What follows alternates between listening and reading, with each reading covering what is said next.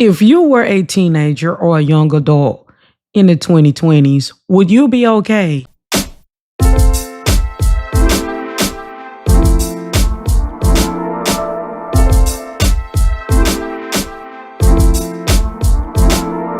Although we had a few challenges when we were growing up, they are nothing like the challenges that our children are facing today. The environment that these children are having to learn to survive and thrive in just makes me happy that I was spared this experience. Children today are dealing with so many challenges in all areas of their lives. Some of the challenges that they are facing, they are not even aware that they are facing them. Socialization, parental issues, parents not there for them, premature adulthood, amongst many. And some children are having to grow and learn on their own without proper guidance. Some of them may attempt to solve issues on their own, which may or may not be the best choice that they could have made at that time for themselves. This is why it is important for us to take every opportunity to try to make a positive difference in the lives of our youth, even if they're ours or not, even if we know them or not. Anytime we come into contact with youth, we should try to make that contact one that is going to be beneficial for that youth moving forward in their lives. If we can bring back some resemblance of the village in any way, perhaps we can encourage a child one by one and start to make a difference in the lives of every child that we touch. When we are dealing with our youth for today, it is important that we are going to deal with them with empathy and not judgment. It is so easy for us to look at these children of today and immediately form some type of judgment based upon their appearance or the way they look, or perhaps by the way that they speak.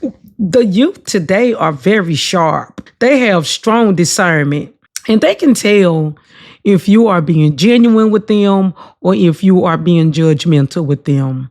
They can smell it from a mile away. If you are approaching the teen with a judgmental attitude, then you might as well just go ahead on and get prepared for what it is they're going to give you. Because youth of today, they have a different perspective than we had about talking to our elders and showing them that type of respect. So if you're not able to be genuine and real when you're trying to interact and have a conversation with the youth, just leave them alone. Just leave them alone. It's not going to go well for you. But on the other hand, if you're real with it, and if you know how to open up a conversation and speak to them, you will have the opportunity to meet some of the most intelligent, bright children that's walking around in society today. And you do not necessarily have to be in an educational setting in order to have this type of experience with our youth. There are other ways in which you can come into contact with kids. You just have to seek them out. But either way it goes, in whichever manner that you choose to make contact with our youth for today, please be genuine when you're dealing with them. Another way that you can encourage a kid in today's society is to be open and share with them your experiences.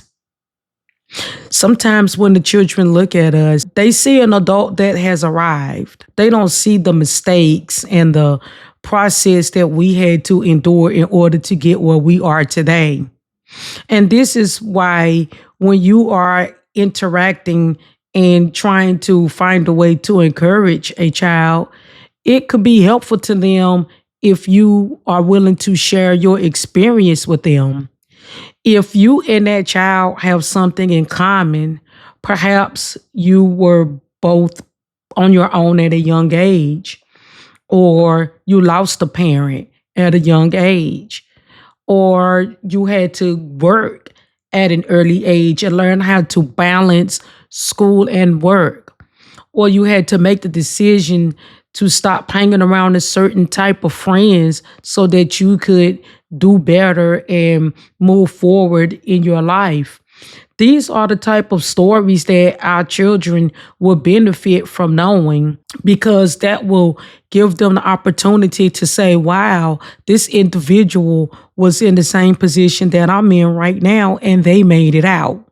But they will never know this or have this opportunity to see this if you aren't willing to be open with them and share your experiences with them.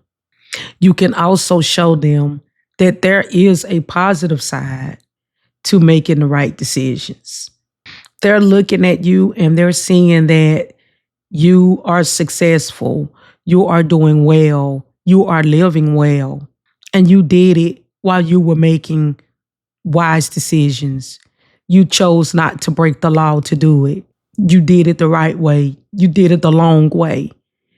And now you can live your life without looking over your shoulder. These are the type of encouraging words that we need to impart into our youth whenever we get the opportunity to do so. Another thing that you can do is mentor a child. There are many great ways in which you can be a mentor to a child. There are many organizations out here that will allow you to get active and to take a positive role in a child's life. And even if you don't know of any type of organization that you can use to partake in helping a child, you can find one in church. You can find one in your neighborhood. You could possibly join an organization that will allow you the ability to work hand in hand with youth. Some of you have family members that need mentoring.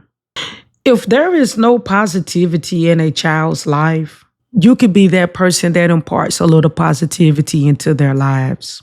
If you have succeeded in life, then you know the steps. The child that needs the mentorship probably doesn't know the steps. You can share that with them. Sometimes they just need a listening ear or a shoulder to cry on. You can make a difference in a child's life just by being empathetic and showing them that you care. This is one of the reasons why individuals that love to teach, because you get the opportunity to plant seeds and make a difference in a child's life, even though it may not be immediately noticeable.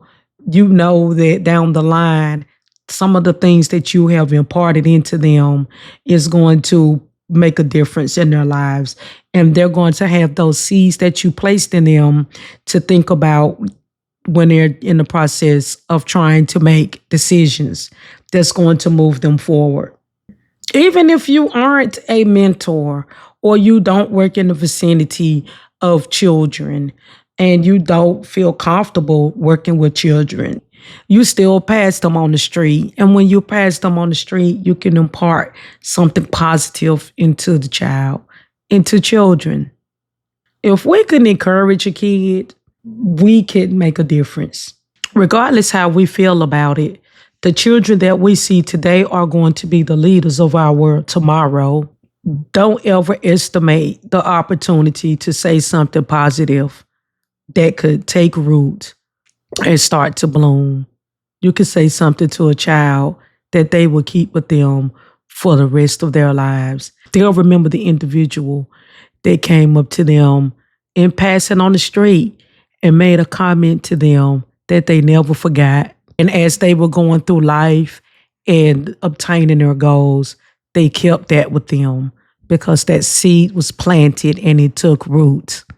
So if you have the opportunity, please take the time to encourage a kid, because there is no shortage of children out there that can use a positive, encouraging word from a successful, great, positive individual like yourself. Thank you for watching the video. Don't forget to like and subscribe. Thank you.